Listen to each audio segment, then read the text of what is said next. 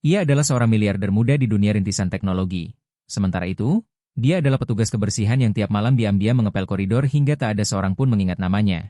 Dalam sebuah pesta penuh cahaya dan tawa, ia melempar tantangan yang tampak sepele. Jika kamu bisa memainkan lagu ini, aku akan menikah denganmu. Dan seluruh aula pun tergelak. Namun tak seorang pun menyangka dia melangkah maju, menaruh jemari di atas tuts piano. Lebih tak terduga, 4 nada terakhir kelak membungkam seluruh gedung dan membuatnya tersungkur dalam air mata. Apa yang terjadi? Mengapa satu gurauan berubah menjadi komposisi yang membuat jutaan orang terisak? Lampu gantung kristal memercikan kilau ke aula pesta Hotel Keraton Zamrud. Ruang mewah tempat gaun-gaun malam berkelas menyapu lantai marmer dan denting sepatu hak tinggi bergaung seperti ritme kuasa kalangan atas.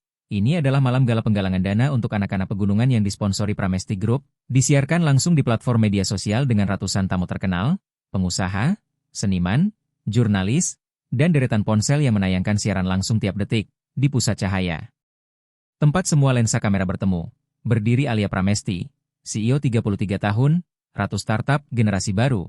Dalam gaun merah menyala, jemari berhias cincin berlian mengangkat gelas sampanye dengan senyum dingin angkuh, seolah seluruh malam berada di bawah kendalinya. Di sisinya terpajang piano grand Yamaha legam, properti untuk penampilan kejutan yang dirahasiakan panitia. Kamera sempat menyorot area belakang panggung yang temaram, tempat seorang pria berseragam abu-abu berjongkok memungut pecahan gelas. Di dekat buffet, semua memanggilnya Pak Duk, namun sedikit yang tahu nama lengkapnya adalah Bayu Setiawan. Ia diam, bertangan bersarung karet, tekun membersihkan tanpa menatap jas dan gaun malam. Wajah teduh, rambut memutih, punggung sedikit bungkuk karena bertahun-tahun menunduk. Tak ada yang tahu jemari itulah yang pernah menari di atas tuts di Institut Kesenian Jakarta, IKJ, pernah tampil di Prancis, dan pernah dijuluki pelukis nada dengan napas. Suara melalui mikrofon menggema. Kami mengundang pengusaha muda bertalenta, inspirasi bagi jutaan orang, Alia Pramesti, untuk memberi sambutan. Tepuk tangan membahana, Alia melangkah ke depan, lampu menyala di bahunya. Ia berucap mantap, aku tumbuh dari gang kecil, pernah mengayuh sepeda ke sekolah di tengah hujan, pernah ditolak orang-orang yang kini menjabat tanganku. Jadi kalau ingin mengubah nasib, kamu harus lebih kuat daripada rasa dikasihani. Jangan harap orang membukakan pintu. Dobrak dan masuklah. Hadirin bertepuk. Seseorang berseru, Ratu Startup. Ia mendentingkan gelas dan tepat saat itu gerak canggung terjadi. Dari belakang, Bayu berjalan menyeberang membawa nampan kosong, tak sadar jarak, dan SSRRTT. Setitik sampahnya melintang di gaun merah seperti luka. Aula hening sedetik, kamera menyorot dekat, desis takjub memanjang, Alia mundur selangkah. Menatap noda tanpa berteriak, namun ucapannya setajam pisau. Sempurna, malam yang kusiapkan 3 bulan dan seorang petugas kebersihan memberi aksen. Iya. Menatap Bayu, yang hendak menunduk minta maaf. Namun sebelum bersuara, Alia menyeringai menantang. Kamu bisa main piano, Pak? Kalau kamu bisa memainkan, bulan muda, di piano itu, aku akan menikah denganmu saat ini juga. Seluruh aula meledak tawa, menyangka ini sekadar hiburan sekejap. Beberapa siulan terdengar, para streamer berteriak, betul, nikahi saja.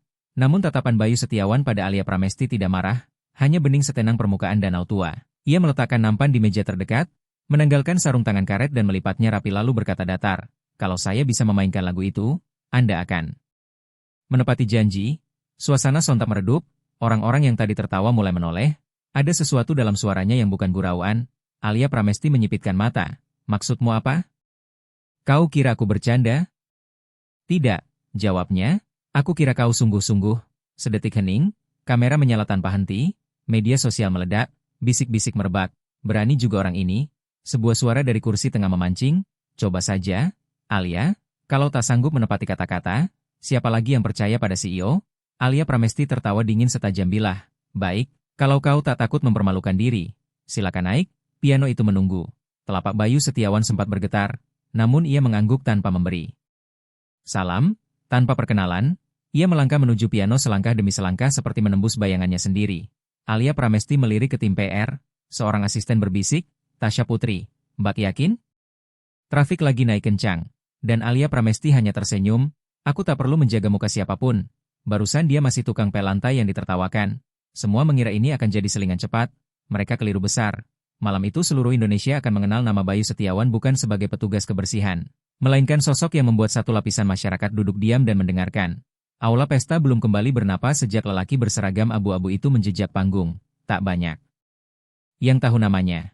Mereka hanya mengenalnya sebagai sosok yang tiap sore mengepel, menunduk saat tamu melintas, lalu menghilang sebelum malam larut, tetapi kini, saat sorot lampu menubruknya, ia tidak meringkuk atau menunduk minta maaf.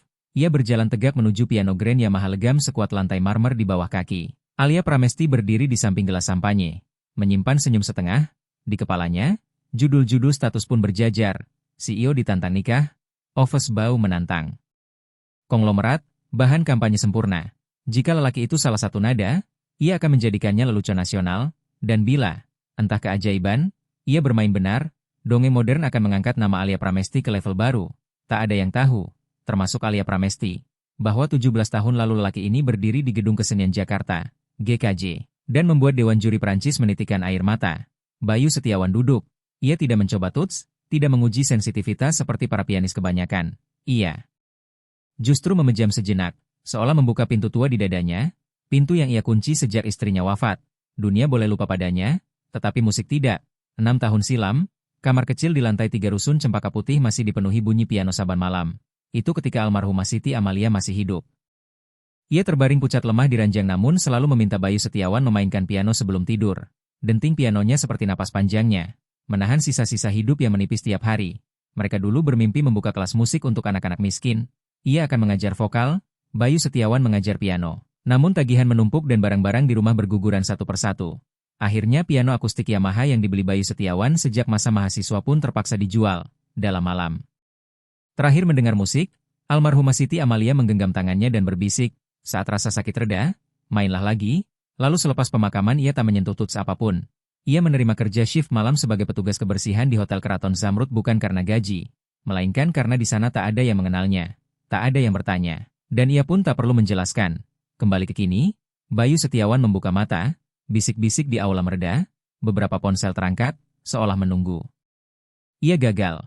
Ia meletakkan jemari di tuts, tanpa pamer, tanpa larian virtuoso, hanya satu nada lirih seperti helaan napas, lalu nada kedua jatuh bagai tetes air di permukaan danau.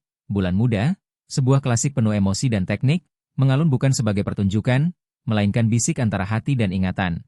Jari-jarinya bergerak pelan, tanpa tergesa, tanpa gentar, bercakap dengan piano, dengan seseorang yang telah pergi, dan dengan mereka yang belum pernah tahu ia pernah ada. Suara musik menghangatkan ruangan yang semula membeku. Pramusaji terhenti, peracik minuman menurunkan gelas, seorang jurnalis muda spontan menaruh ponsel. Mereka tak lagi melihat seragam abu-abu, melainkan seorang seniman yang menata ulang serpi kenangan di atas tuts. Di baris tengah, Arif Prasetyo, jurnalis budaya, menatap tajam lalu berbisik pada rekannya, apakah itu Bayu Setiawan? Bayu yang dulu dikirimi KJ ke Perancis tahun 2007, meraih penghargaan internasional dan kemudian menghilang. Rekannya terdiam terpaku pada panggung. Komposisi mencapai klimaks, bagian tersulit, tangan kiri menjaga birama 3-4, tangan kanan menyapu nada ganda, berganti tangga nada terus-menerus, namun ia tak goyah. Cahaya menetes di keningnya sebagai peluh emosi, bukan ketakutan.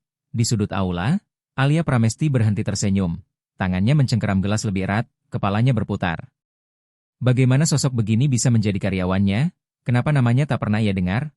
Musik menuju penutup, tanpa kembang api, tanpa nada nyaring khas panggung. Hanya satu keheningan terakhir yang panjang seperti desa manusia yang memilih satu momen untuk hidup sepenuhnya.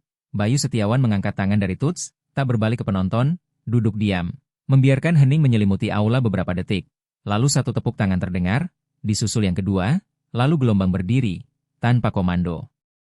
Orang-orang bangkit bukan untuk memuji lagu indah, melainkan menunduk pada sesuatu yang baru saja mereka saksikan. Sesuatu yang tak dapat dibeli uang atau kuasa. Alia Pramesti berdiri kaku. Malam ini tak lagi lelucon, dan ia, yang mengira dirinya pusat pesta, mendadak tersisi oleh orang yang dulu tak sudi ia sebut namanya. Tepuk tangan masih bergema di aula Hotel Keraton Zamrud, tetapi Bayu Setiawan sudah turun panggung. Tenang seolah baru menuntaskan tugas harian, bukan baru menyalakan badai di media sosial dan di hati orang banyak. Alia Pramesti membisu, wajahnya membatu. Sekejap gaun sutra merah hanyalah cangkang tipis menutupi keguncangan yang tak pernah ia rasakan. Ia menatap bayang Bayu Setiawan menjauh dari sorot lampu, tangan masih menggenggam gelas yang entah sejak kapan mendingin. Bisik-bisik menyebar ke seluruh ruangan. Siapa dia sebenarnya? Dia kan petugas kebersihan di sini, bisik seseorang, katanya dulu musisi konservatori, sahut yang lain, aku pernah melihat namanya entah di mana.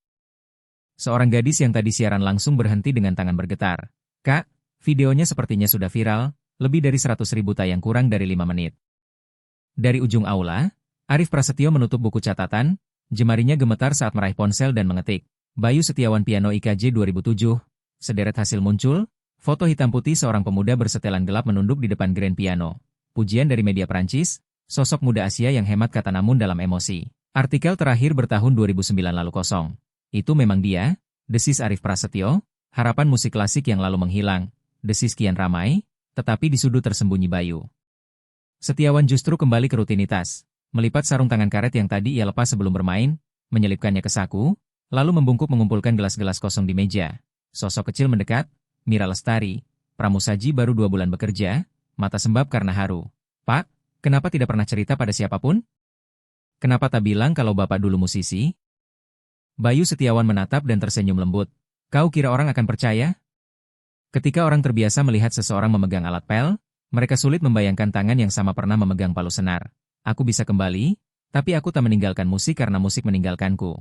Aku pergi karena istriku lebih membutuhkan aku daripada piano membutuhkan pemainnya. Mira Lestari terdiam, jemarinya menggenggam ujung taplak gemetar. Kasih yang hadir bukan dari belas kasihan, melainkan dari pemahaman. Di sisi lain ruangan, Bu Sari, tukang bersih-bersih senior, diam-diam mengeluarkan foto tua pudar. Bayu Setiawan muda bertumpu pada piano. Di belakangnya almarhumah Siti Amalia tersenyum, satu tangan di bahu suami, satu tangan mengusap perut hamil. Bu Sari menatap sebentar, menyelipkannya kembali, mengusap air mata dan berbalik bekerja. Di panggung, Alia Pramesti belum beranjak. Asistennya, Tasya Putri, berbisik, Mbak, media sedang meledak, tagar naik, sudah top 1 di TikTok dan Facebook kurang dari 30 menit. Orang-orang bukan hanya membagikan permainan pianonya, mereka juga mengutip ucapan Mbak. Alia Pramesti mengernyit, kutipan yang mana? Tasya Putri menatap ragu, kalimat Mbak, kalau kamu bisa main bukan muda, aku akan menikah saat itu juga. Alia Pramesti menyunggingkan senyum tipis menahan diri, itu hanya gurauan. Tasya Putri diam, dan keheningan itu menampar udara, sebab media sosial tak membedakan tegas antara bercanda dan serius. Mereka percaya pada sesuatu yang menyentuh hati. Dan malam ini yang menyentuh bukan CEO berkuasa, melainkan seorang pria dengan alat pel yang memakai musik untuk mengingatkan semua orang tentang hormat dan martabat. Ponsel Alia Pramesti bergetar terus. Panggilan dari Pak Darmawan, penasihat senior sekaligus investor strategis, namanya muncul pertama. Alia Pramesti tak mengangkat. Ia tahu apa yang akan dikatakan. Tangani krisis, redam pemberitaan, diam dan biarkan berlalu, jangan besar-besarkan. Namun untuk pertama kalinya ia ragu pada cara dingin seperti itu, sebab di tatapan Bayu Setiawan saat meninggalkan panggung tak ada tantangan atau siasat, hanya ketenangan seseorang yang tahu dirinya dan tak butuh pengakuan. Mendadak ia merasa mengecil, berdiri di tengah lampu, sampanye, dan gaun mahal tetapi kosong di dalam. Tasya Putri berbisik kian pelan, Mbak mau memberi pernyataan? Media menunggu. Kalau Mbak diam, opini bisa berbalik, tetapi Alia Pramesti tak menjawab. Ia hanya menatap sekeliling, pada mata-mata yang dulu patuh dan kagum, kini berubah. Tatapan orang-orang berubah, bukan lagi pandang rendah ke arah kuasa, melainkan tatapan orang yang terbangun. Denting piano terasa masih mengalun entah dari mana, bukan dari pengeras suara, melainkan dari dada setiap orang, dan di dalam hati Alia Pramesti untuk pertama kalinya muncul satu tanya. Jika ia sudah telanjur mengucapnya di depan publik, apakah ia cukup berani menepati janji dengan cara yang benar? Sebelum turun panggung, ia melirik ke piano. Kursinya masih hangat dan bayang yang baru meninggalkan sorot lampu justru meninggalkan jejak cahaya terpanjang malam itu. Pagi berikutnya Jakarta terbangun dengan satu topik yang memenuhi semua platform. Petugas kebersihan main piano Mbak Jenius. Apakah CEO muda akan menepati janji lamarannya di siaran langsung? Media sosial memerah dengan jutaan unggahan di TikTok. Video Bayu Setiawan memainkan Bulan Muda menembus 15 juta tayangan hanya dalam 10 jam. Ribuan komentar haru. Di bawah cahaya gemerlap dan melodi yang beriak, orang-orang lupa pada seragam abu-abu. Mereka melihat seorang seniman, sebuah jiwa, seseorang yang membuat dunia terdiam. Di portal berita, nama Alia Pramesti juga di pusaran. Gelar Ratu Startup kini ditemani tanya. Apakah ia menepati janji, atau semua hanya panggung promosi? Di kantor pusat Pramesti Group, Jakarta Selatan, pagi itu tak seramai biasanya. Ruang media tegang setegang senar, mata terpaku pada dashboard, grafik dampak merek, jumlah penyebutan CEO, tak ada yang berani bersuara. Di ruang kerja Alia Pramesti, tirai tertutup, ia duduk sendiri, mata bengkak setelah malam nyaris tanpa tidur, di layar laptop berderet tajuk. Dari lelucon nikahi petugas kebersihan ke balada yang menggetarkan Indonesia, janji di depan publik, apakah kuasa cukup berani menepatinya? Siapakah Bayu Setiawan? Tasya Putri mengetuk membawa setumpuk berkas. Mbak, media internasional mulai mengangkat. Ada stasiun TV Korea ingin mewawancarai Bayu Setiawan. CNN baru mengirim undangan, Alia Pramesti terdiam, matanya tetap pada ulang tayang, di sana wajah Bayu Setiawan tanpa gegap gempita atau congkak. Hanya seorang pria kembali pada yang paling ia cinta. Bagaimana rencana kita? Bisik Tasya Putri. Alia menoleh perlahan, kalau diam, mereka bilang aku pengecut. Kalau menolak, mereka bilang aku munafik.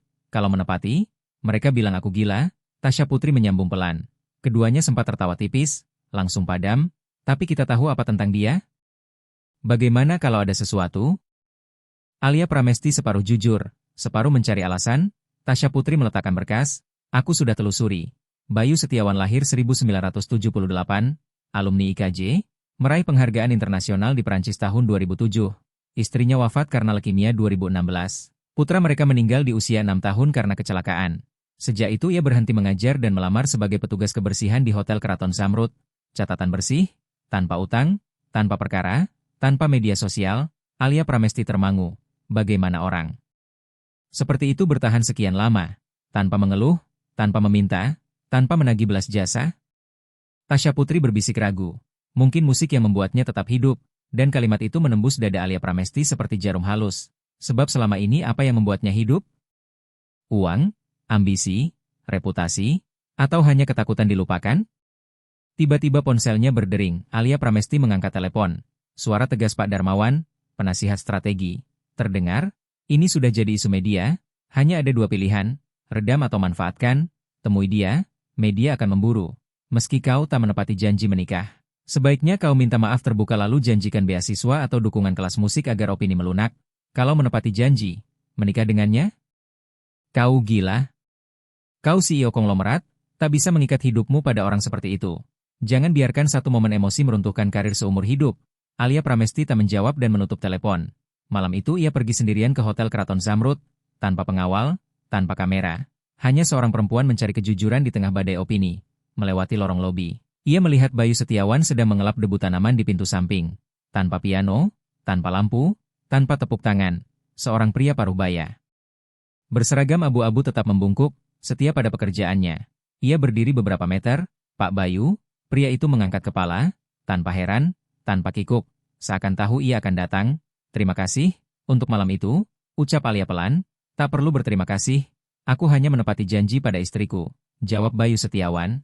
Kenapa Bapak tak pernah cerita pada siapapun? Tak ada yang tahu Bapak dulu musisi. Bayu tersenyum, karena tak ada yang bertanya. Lagi pula orang cenderung ingin mendengar hal yang membuat mereka merasa lebih baik dari orang lain. Kau sudah berucap soal menikah di depan jutaan orang, tapi sebenarnya kau tak tahu harus apa setelahnya. Bayu mengangguk ringan, tanpa merendahkan, tanpa menghibur. Kau tak berutang apapun padaku. Jika menepati janji itu justru melukaimu, biarkan ia lewat. Tapi jika ucapan itu membuatmu tersadar tentang dirimu sendiri, maka tepati, bukan untukku, untuk dirimu. Alia Pramesti terdiam. Aku tak menyangka Bapak bisa sedewasa itu. Kau keliru. Aku hanya belajar untuk tak melawan hidup lagi. Biarkan hidup berkata apa yang ia mau, dan aku diam-diam mengerjakan pilihanku. Ia tak berkata lagi. Hanya berdiri lalu mengangguk pelan. Aku akan mengundang Bapak ke kantor Pramesti Group. Bukan untuk menikah, untuk bekerja sama.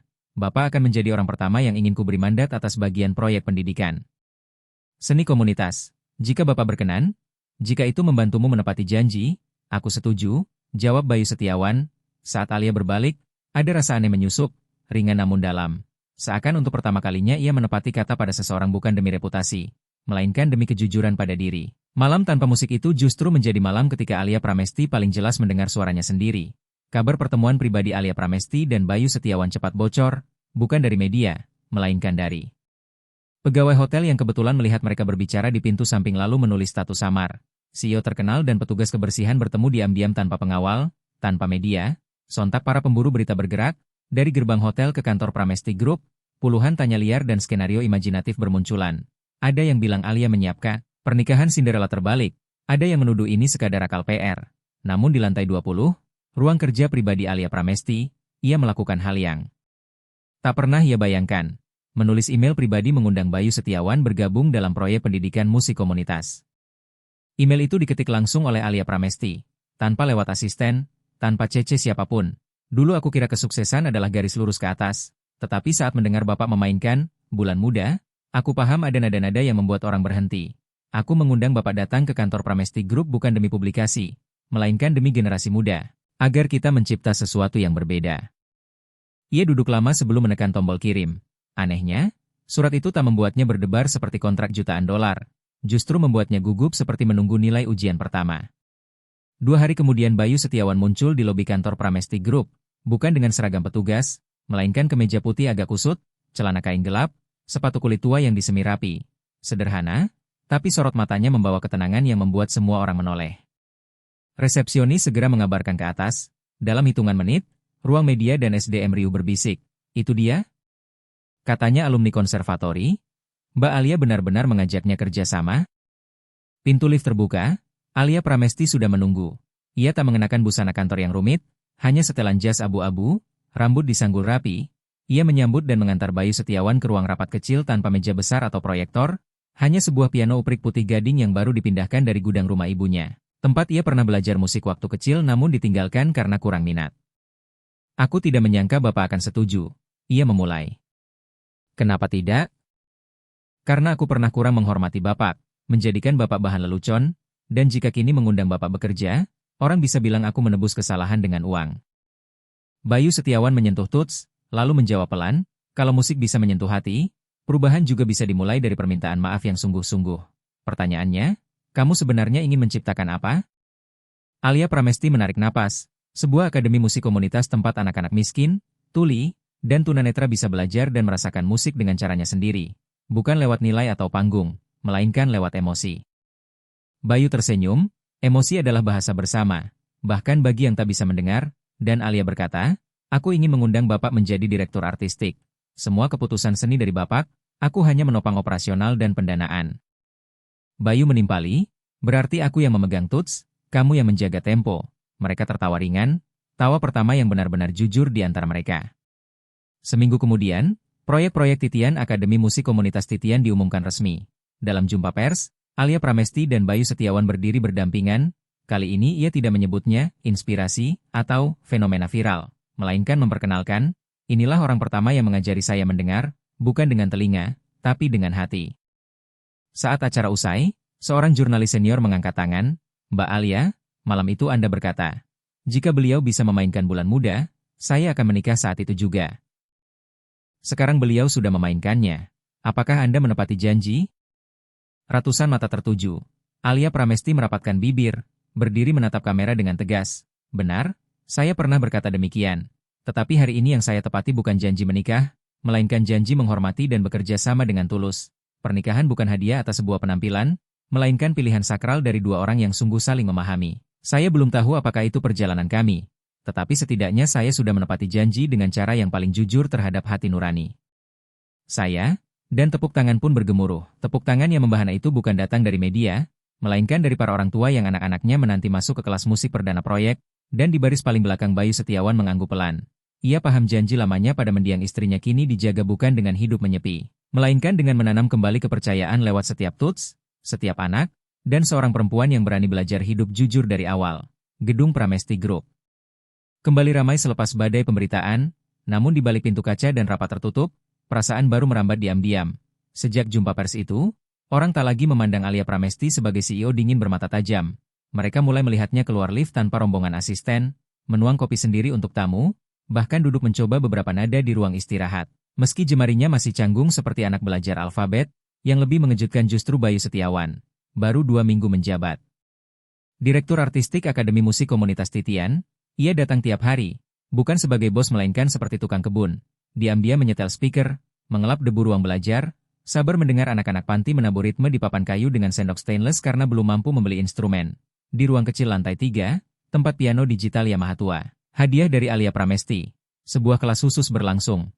Di hadapannya ada 3 anak, Faris, 12, tunanetra sejak lahir, Ayu, 10, pernah hidup di sekitar stasiun Gambir, dan Rafa bocah autistik yang tak pernah merangkai kalimat utuh. Bayu Setiawan duduk di tengah, menuntun tangan Rafa ke tuts, kau tak perlu berkata apa-apa, cukup dengarkan hatimu ingin menyentuh nada mana. Rafa tak langsung bereaksi, beberapa menit kemudian ia menyentuh do, lalu mi, lalu sol. Bunyi itu lemah namun anehnya selaras, primitif namun jernih. Bayu Setiawan menatapnya, mata berbinar, senyum mekar seolah menemukan sesuatu yang lebih berharga dari piala. Manapun, kehidupan meraba jalan keluar lewat musik. Tak lama pintu terbuka pelan, Alia Pramesti berdiri. Tak ada yang tahu ia lama menguping dari lorong. Aku tak menyangka, hanya beberapa tuts bisa membuat mereka bereaksi begitu. Katanya saat kelas usai, Bayu menepuk piano seakan makhluk hidup, bukan pianonya. Karena ada seseorang yang pertama kalinya mendengar mereka tanpa mencoba memperbaiki mereka. Alia menatap sekeliling. Tanpa lampu panggung, tanpa mikrofon rekam, tanpa latar glamor, hanya satu piano, beberapa anak, dan seorang lelaki yang sabar. Kukira membuat akademi untuk menyelamatkan mereka. Ternyata merekalah yang menyelamatkan bagian diriku. Bayu Setiawan mengangguk, kau kira kau yang menciptakan ruang ini, padahal kau baru saja melangkah masuk ke dunia mereka. Di sini kau tak perlu jadi CEO, cukup jadi orang yang tahu cara mendengar. Hening menyelimuti, Alia Pramesti duduk di sisi piano, aku ingin belajar dari awal, apa saja, asal jangan, bulan muda, gurau setengah. Serius? Bayu tertawa, tahukah kau, istriku dulu paling tak suka lagu itu? Serius? Ya, katanya terlalu sendu tapi aku menyukainya. Tiap kali kumainkan, ia pura-pura marah lalu keluar ruangan. Namun selalu kembali berdiri di belakangku sampai tuntas, suaranya tercekat. Saat ia dirawat di rumah sakit, aku membawa piano digital ke kamarnya. Kumainkan, bulan muda, untuk terakhir kali. Ia tak lagi punya tenaga untuk marah. Hanya menggenggam tanganku, Alia Pramesti tak berkata apa-apa, menaruh jemari di tuts, satu nada pun berdenting, cukup untuk menyentuh sesuatu yang belum bernama di dalam dadanya. Pada saat yang sama, di lorong, asisten setia Tasya Putri berdiri menunggu sambil membawa map baru dari bagian keuangan. Biaya perawatan pusat musik naik 32%, media meminta pernyataan resmi dari Pramesti Group. Namun saat mendekati pintu, Tasya Putri berhenti. Ia melihat Alia Pramesti tersenyum. Bukan senyum siap bertarung dalam negosiasi, melainkan senyum seorang gadis yang untuk pertama kalinya berani hidup jujur walau hanya sejenak. Tasya Putri tak jadi masuk dan berbalik pergi. Malam itu, di forum rintisan anak muda, muncul tulisan anonim. Aku dulu CEO perempuan yang merasa semua bisa diatur dengan strategi. Sampai seorang pria pembersih lantai dengan tangan yang pernah bermain di Perancis mengajariku bahwa untuk hidup sepenuhnya, kadang kita harus belajar mendengar kembali dunia dan diri sendiri, tanpa tanda tangan, tetapi semua menebak dan tak ada yang membantah. Sesuatu telah berubah dalam diri ratu startup. Dan barangkali juga di hati seorang pria yang pernah bersumpah tak akan bermain di depan publik. Sampai seorang perempuan muda meremahkannya lalu kembali untuk memohon menjadi murid. Sebuah pintu yang setengah tertutup, tangan yang terulur, dan nada-nada pertama dari proses penyembuhan pun terdengar. Sinar matahari Jakarta menyilaukan, gedung Pramesti Group memantulkan kilau seperti berlian yang sedang beralih rupa. Namun yang benar-benar berubah ada di ruang kecil lantai 3. Saat Akademi Musik Komunitas Titian resmi beroperasi dengan lebih dari 80 siswa. Pagi hari kedua pekan pembukaan, Bayu Setiawan datang lebih awal membawa kotak kayu tua berbalut kain. Coklat, utuh namun jelas termakan waktu, Alia Pramesti menerima pesan.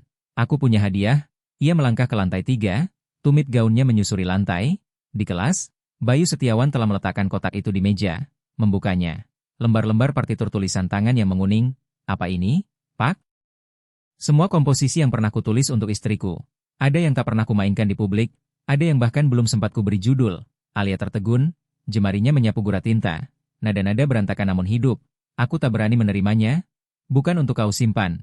Pilih satu dan mainkan di konser pembukaan angkatan pertama. Aku baru belajar lagi beberapa minggu. Belum bisa menuntaskan satu lagu. Justru itu, bila menunggu sempurna untuk berani tampil, kau tak akan pernah mulai. Seperti mencintai, tak ada yang menunggu dirinya sempurna dulu. Alia terkulai di kursi. Pernah menyesal bertahun-tahun memilih hidup tertutup? Bayu Setiawan tersenyum. Pernah, tapi aku lebih menyesal saat dulu merasa tak layak dicintai hanya karena aku kehilangan segalanya. Alia mengangguk, lalu memilih satu partitur bertinta ungu samar berjudul Hari Tanpamu. Sore itu ia kembali ke ruang kerja, di meja tergeletak amplop tebal. Pengirim Aditya Mahesa, Ketua Mahesa Holdings, mitra besar Pramesti Group dan pria yang 3 tahun lalu pernah melamarnya. Di dalamnya ada proposal kemitraan strategis senilai 350 miliar rupiah untuk mengembangkan rangkaian kawasan terpadu seni edukasi, serta tulisan tangan di akhir. Aku masih menepati janji. Kalau kamu mau, kita bisa menulis lagi melodi hidup ini dari bagian yang terputus. Alia Pramesti tertegun. Sekejap ia merasa semua usahanya berubah bisa runtuh bila ia kembali ke jalan aman. Menjadi istri ketua konglomerat, tinggal di kawasan mewah, hadir di acara bersama, tanpa harus menjejak wilayah yang belum dikenal.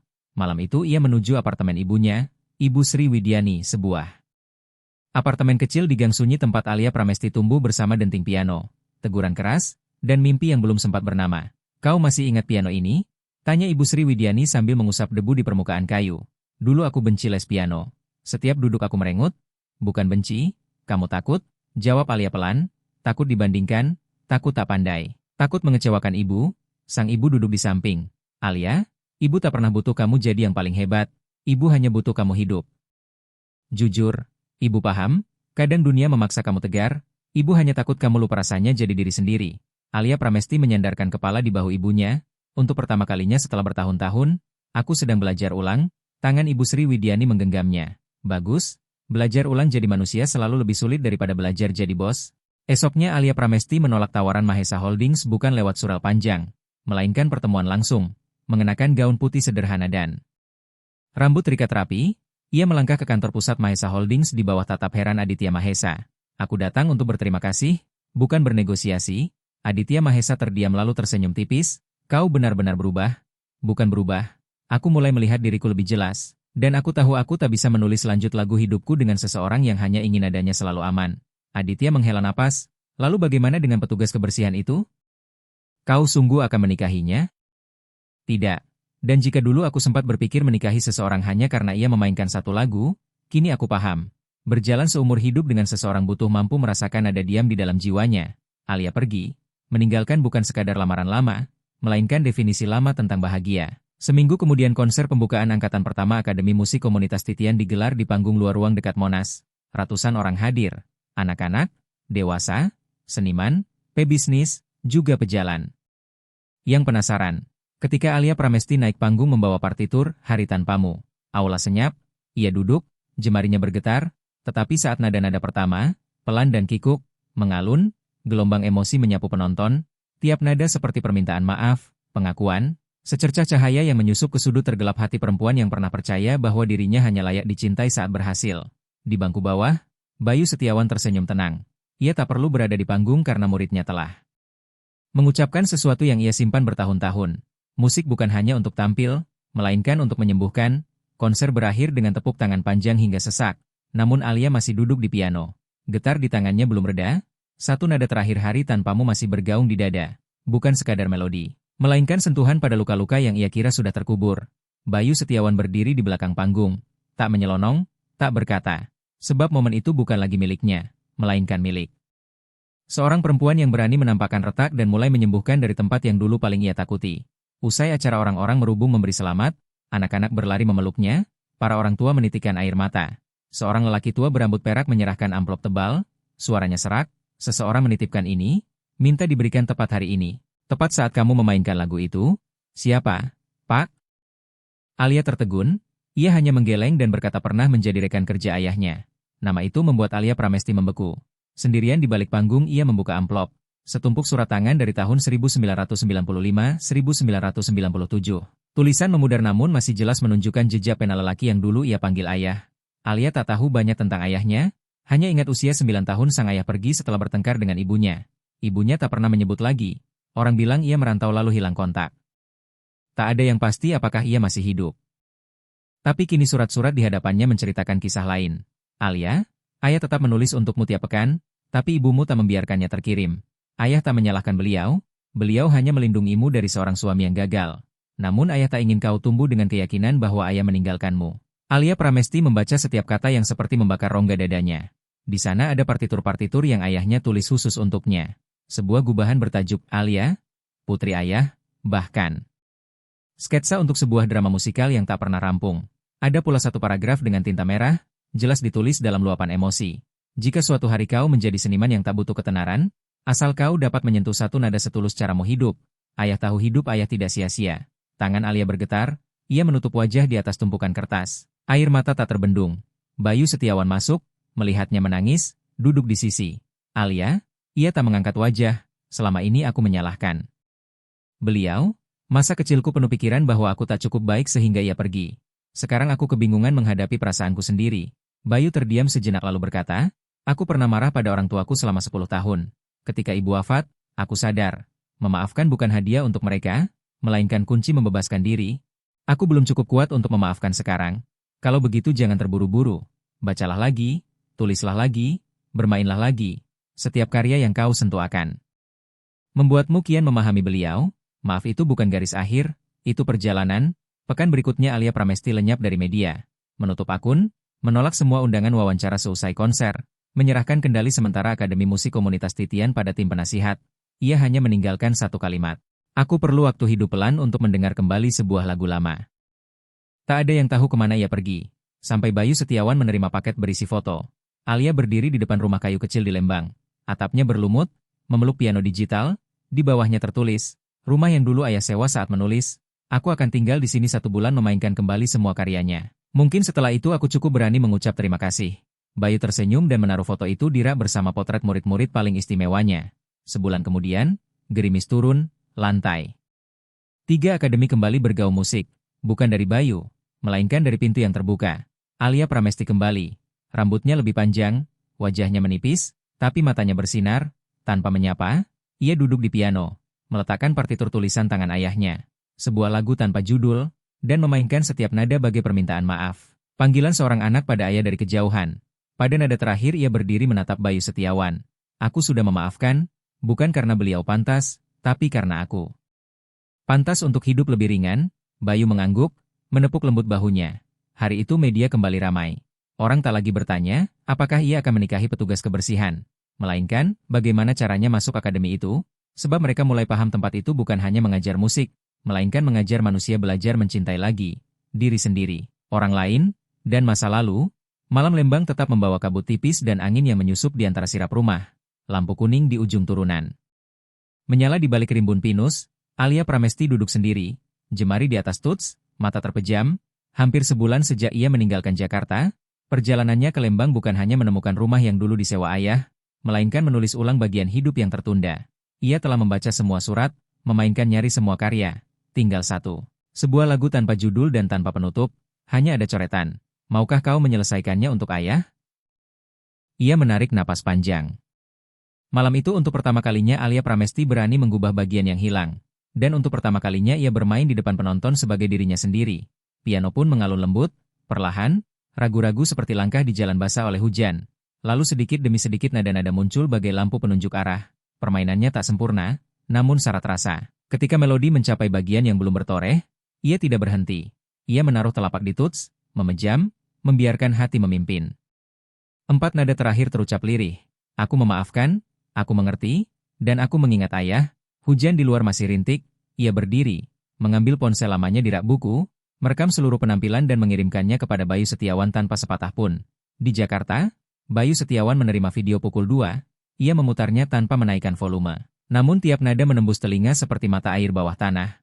Dari seseorang yang dulu memainkan musik sebagai senjata untuk lari dari hidup, kini ia menerimanya sebagai cara belajar menjadi manusia.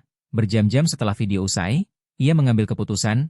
3 hari kemudian di panggung Akademi Musik Komunitas Titian, ia mengumpulkan semua siswa dan pengurus. Aku punya pengumuman. Angkatan pertama akan ditutup dengan pertunjukan khusus bertajuk Konser Hujan Malam. Kisah orang-orang yang tidak sempurna. Penampil utama, Alia Pramesti. Tak ada yang kaget, tetapi semua tersentuh. Seorang siswi bertanya, Bu Alia akan memainkan apa? Pak? Bayu Setiawan memandang jauh. Lagu terakhir, karya yang ia tulis bersama ayahnya lewat waktu, air mata, dan keheningan. Hari konser hujan deras mengguyur Jakarta. Panggung luar ruang dipindah ke aula utama, namun orang tetap memadati ruangan hingga lorong, tanpa media, tanpa promosi, tanpa gegap gempita, hanya mereka yang mencintai musik dan keberanian. Di panggung tak ada lampu menyilaukan, hanya sebuah piano dalam sorot putih sederhana. Alia Pramesti bergaun hitam rambut terurai melangkah keluar, tanpa kata pembuka ia menunduk dan duduk. Nada-nada awal adalah bagian milik sang ayah, bagian berikutnya miliknya. Hadirin menahan napas, ada yang terseduh diam-diam, ada anak kecil menggenggam erat tangan ibunya, ada yang pernah kehilangan ayah merebahkan kepala di bahu sebelah. Ketika sampai 4 nada terakhir, persis 4 nada Malam Lembang, ia menatap penonton, maukah kau menyelesaikannya untuk ayah? Lalu ia menekan setiap nada seakan menjahit kembali sobekan di jiwa yang dulu terkoyak, hening, tak seorang pun berani bertepuk. Dari sudut aula Bayu Setiawan berdiri, bertepuk pelan, jelas, tepuk tangan merambat ke 1 orang, lalu 10, lalu seluruh ruangan. Namun di dada Alia yang bergema bukan tepuk tangan, melainkan suara hangat, jauh tapi dekat. Ayah ada di sini setiap kali kau bermain. Air matanya jatuh tanpa ia sembunyikan. Ia membungkuk, untuk pertama kalinya bukan sebagai CEO atau sosok terkenal, melainkan sebagai seorang anak, seorang seniman, seorang manusia yang jujur. Usai acara Alia Pramesti turun panggung, Bayu Setiawan menunggu. Kau sudah menuntaskannya, katanya.